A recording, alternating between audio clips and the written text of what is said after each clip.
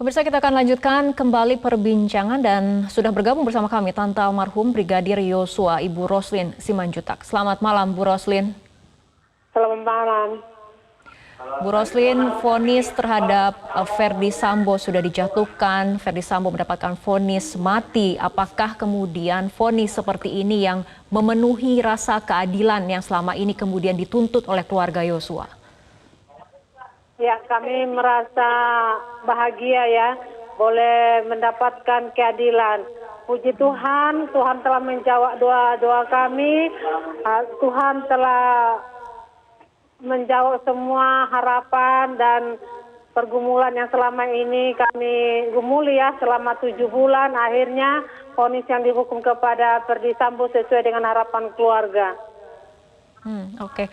Bu, dalam pembacaan putusan tadi juga hakim menyatakan tidak ada hal yang meringankan, bahkan majelis hakim memperoleh keyakinan bahwa terdakwa Ferdy Sambo ini adalah orang yang turut menembak korban Yosua Huta Barat hingga tewas. Bagaimana tanggapan dari keluarga dengan keyakinan hakim seperti ini?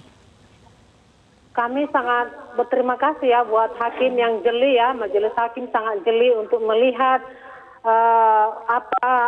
sikap dan cara Ferdy Sambo untuk membunuh anak kami ya. Kami sangat berterima kasih buat majelis hakim atas keberanian mereka untuk memutuskan vonis hukuman mati buat Ferdy Sambo dan kejelian mereka melihat dakwaan yang didakwakan oleh JPU baik pun oleh tim penyidik ya, dan hasil-hasil dari forensik bahwasanya Ferdy Sambo juga ikut menembak. Karena autopsi kedua juga kan kita lihat ada tembakan dari belakang yaitu mengenai kepala anak kami tembus ke hidungnya. Nah, disitulah kita lihat kejelian dari majelis hakim. Kami sangat berterima kasih buat kejelian dari majelis hakim. Oke, Bu Roslin, apa juga tanggapannya terkait pernyataan hakim yang mengatakan bahwa dugaan pelecehan seksual tidak didukung oleh bukti yang kuat? Hakim bahkan menyatakan sangat tidak masuk akal dalih korban kekerasan seksual yang disampaikan oleh Putri Chandrawati. Inilah selama ini yang kami sayangkan ya terhadap Putri dan para pengacaranya yang selalu mendalihkan bahwasanya anak kami melecehkan, tapi mereka tidak ada bukti-bukti. Disinilah semakin sakit hati kami di bawah orang itu ya. Mereka semakin memfitnah anak kami sudah dibunuh secara sadis, tapi mereka lagi membunuh karakter anak kami ya, yang dibilang pemerkosaan, dibilang berpribadi ganda. Mereka sangat keji dalam pembunuhan ini, bukan cuma membunuh tubuhnya tapi membunuh karakter anak kami. Inilah yang sangat kami sayangkan dari Putri dan Ferdy Sambo dan juga pengacaranya. Oke. Baik, kita ke Mas Reza terlebih dahulu. Mas Reza, mengenai keyakinan hakim bahwa pelecehan seksual terhadap Putri Chandrawati ini tidak terbukti dan kemudian keyakinan hakim kemudian tidak terpengaruh dari keterangan-keterangan terdakwa lain dari Ferdy Sambo, Putri Chandrawati, Ricky Rizal maupun Kuat Ma'ruf. Apa catatan dari Anda, Mas Reza? Menurut saya betapapun hari ini sudah jatuh vonis bagi Ferdy Sambo dan saya bayangkan beberapa jam yang akan datang juga akan jatuh vonis bagi Putri Chandrawati. Tapi boleh jadi kasus hukum mereka tidak berhenti sampai di sini. Yang saya maksudkan adalah karena tadi sebagaimana dikatakan oleh keluarga mendiang Brigadir Yosua, tidak hanya terjadi pembunuhan terhadap fisik, tidak hanya pembunuhan terhadap jiwa, tapi juga pembunuhan terhadap karakter. Ada segala macam budaya, kebohongan dan seterusnya. Maka barangkali penting bagi keluarga mendiang Brigadir Yosua untuk mengajukan gugatan perdata terkait dengan ganti rugi yang sudah mereka alami seiring dengan kehilangan anggota keluarga yang mereka cintai. Tentu berapapun besaran ganti rugi yang nantinya mungkin dibayar oleh Ferdy Sambo dan Putri Chandrawati tetap tidak akan setara dengan kesedihan, kepedihan, dan amarah yang pernah dirasakan oleh keluarga mendiang Brigadir Yosua. Tetapi adanya gugatan perdata menuntut adanya ganti rugi dari Ferdy Sambo dan Putri Chandrawati itu akan mengirim pesan tegas kepada mereka bahwa pertanggungjawaban hukum bagi mereka tidak berhenti sampai di sini. Oke, baik. Sebelum kita masuk ke apakah kemudian keluarga hukum akan kemudian mengajukan tuntutan perdata, saya akan ke Mas Heri terlebih dahulu mengenai keyakinan hakim kembali. Ketika kemudian kan di persidangan Verdi Sambo kerap membantah keterangan, ia turut menembak Yosua, kemudian alibi Sambo dikuatkan dengan keterangan saksi-saksi yang juga terdakwa lain, dan ternyata ini dipatahkan oleh hakim ataupun hakim memiliki keyakinan dan pandangan yang lain. Tanggapan? Iya, karena membaca perkara ini kan tidak bisa sepotong-potong, Mbak Rara, bahwa ada hal-hal yang disampaikan itu hakim tidak hanya mendengar dari keterangan yang menyampaikan hal tersebut atau informasi tersebut.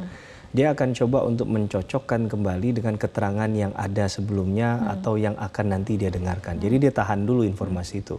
Belum lagi kalau ini kemudian disandingkan dengan alat bukti yang lain. Nah, kalau kita lihat banyak hal-hal yang awalnya dari kecurigaan biasa menurut saya, secara logika hukum ini kok rasa-rasanya nggak masuk akal. Misalnya ada tembakan tapi ada yang mengatakan tidak mendengar begitu ya. Padahal jaraknya setelah ada pemeriksaan setempat oleh para hakim kan diketahui jaraknya nggak terlalu jauh begitu ya. Ruangannya juga bisa dikatakan lumayan sempit lah, tidak luas.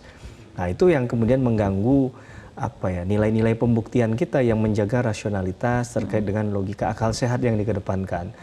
Kemudian juga ada beberapa keterangan yang dimunculkan untuk meyakini benar apakah keterangan atau informasi yang diberikan ini layak untuk dipercaya atau tidak. Contohnya ditanya tupoksinya dulu, ditanya penempatannya itu memang di Magelang atau di Jakarta, karena menurut keterangannya kan lokus ini awalnya ada di Magelang gitu kan. Sehingga ditelusuri lagi oleh majelis hakim, di pembuktian itu dibuka semua secara bebas, dilihatkan bahwa apakah memang si A itu memang posisinya harus di Magelang, atau ternyata pada saat tertentu dibutuhkan di Magelang, atau bahkan dalam 3-4 tahun belakangan nggak pernah ada di Magelang, tapi tiba-tiba di kasus ini muncul.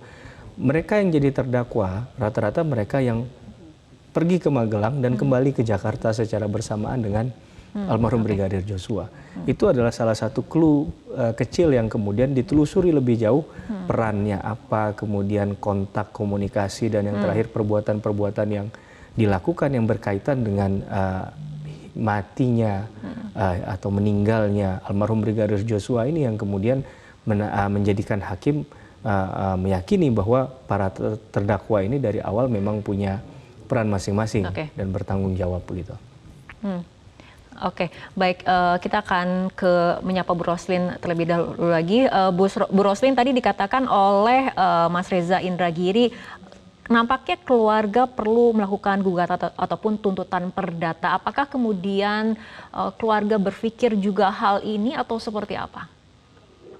Iya, kita perlu juga ya, nanti kita konsultasi dulu dengan pihak, apalagi tentang mereka harus meminta maaf ya dan membersihkan nama baik anak kami, karena hakim tadi jelas bilang bahwasanya tidak ada pembuktian pemerkosaan yang selama ini dituduhkan mereka, dan kami minta mereka harus bersihkan nama baik anak kami almarhum dari kata-kata penghinaan selama ini yang mereka sebutkan sebagai pelecehan, melakukan pelecehan. Oke, artinya keluarga akan kemudian menuntut pemulihan nama dari almarhum Brigadir Yosua, seperti itu? Iya, itu yang paling utama kami akan usulkan nanti ke pengacara ya, untuk menuntut agar mereka memulihkan nama baik anak kami, membersihkan nama baik anak kami, karena selama ini orang itu selalu memfitnah anak kami, bilang anak kami itu pemerkosa, berlaku ganda. Nah, itu yang paling sadis lagi yang mereka tuduhkan kepada anak kami almarhum. Oke, Bu Roslin, jika kemudian dalam sidang vonis terhadap terdakwa Verdi Sambo, vonis hakim ternyata melebihi dari tuntutan JPU, sesaat lagi juga kita akan mendengar bagaimana sidang vonis terhadap terdakwa lain yaitu Putri Chandrawati. Bagaimana keyakinan dari keluarga putusan yang akan diambil oleh hakim untuk perkara ini? Semoga ya, tadi kita sudah merasakan bahwasanya tuntutan hakim itu kepada Verdi Sambo hukuman mati itu sudah mengabulkan penantian kita, harapan kita ya, dan nanti untuk Putri semoga juga hakim memberikan vonis yang setinggi-tingginya. Apakah kemudian keluarga yakin karena kemudian dalam tuntutan JPU saja hanya 8 tahun penjara. Bagaimana kemudian Anda ataupun keluarga berharap terhadap majelis hakim?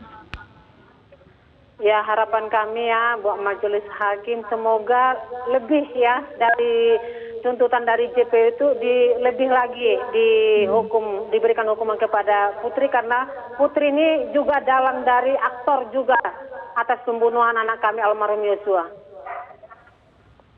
Oke, baik, kita akan ke Mas Reza terlebih dahulu. Mas Reza, dilihat tadi dari dasar psikologis hakim pada saat memutuskan perkara dengan terdakwa Ferdi Sambo, apakah dasar psikologis yang sama juga kemudian akan diterapkan nanti pada saat putusan terhadap Putri Chandrawati? Perkiraan saya kita akan menangkap adanya sebuah tren atau kecenderungan di mana hakim akan menjatuhkan hukuman lebih berat daripada tuntutan jaksa.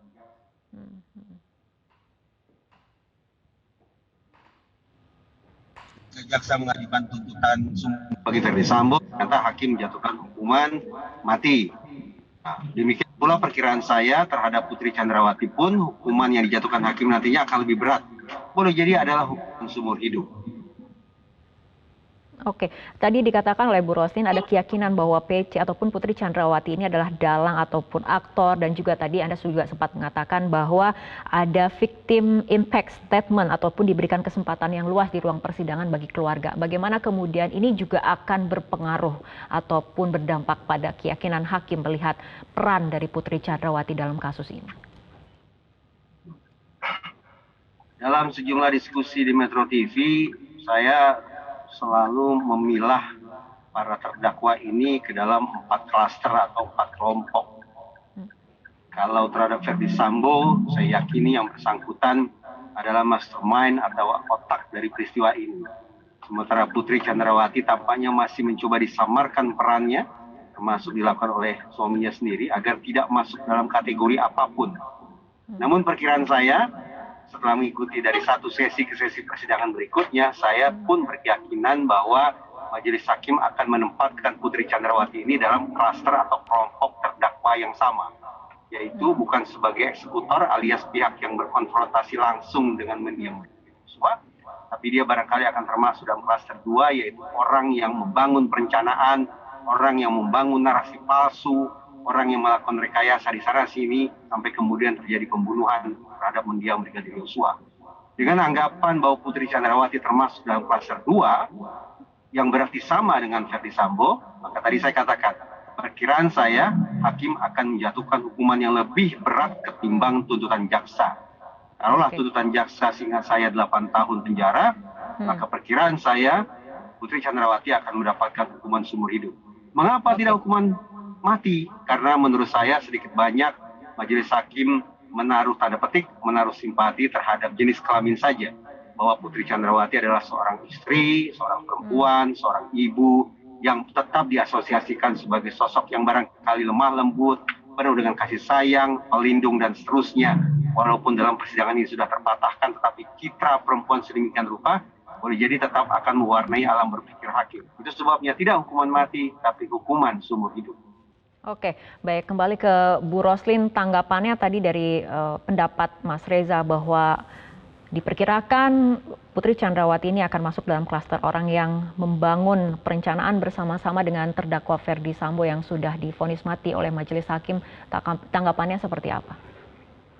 Iya, anak kami almarhum tidak akan dibunuh oleh Ferdi Sambo tanpa ada asumsi yang tidak baik yang dibangun oleh Putri terhadap suaminya Ferdi Sambo. Dia mengarang cerita, dia dibilang dilecehkan, dibanting, diperkosa oleh almarhum sehingga membuat suaminya emosi. Jadi memang Putri inilah sumber malapetaka tadi. Oke, terakhir mungkin Bu Roslin, untuk terdakwa lainnya ataupun untuk persidangan vonis untuk terdakwa lainnya, apa keinginan ataupun harapan dari keluarga Yosua? Harapan kami buat terdakwa yang lainnya kan, biarlah hakim lebih bijaksana ya untuk memutuskan hukuman bagi mereka. Karena mereka sudah didakwa hukumannya masing-masing, biarlah kami serahkan kepada majelis hakim. Apapun nanti keputusannya, ya kita terima aja. Baik, Bu Roslin, terima kasih telah berbincang bersama kami malam hari ini dalam Metro TV. Dan pemirsa, perbincangan masih akan kami lanjutkan, tapi kita ikuti jeda berikut terlebih dahulu.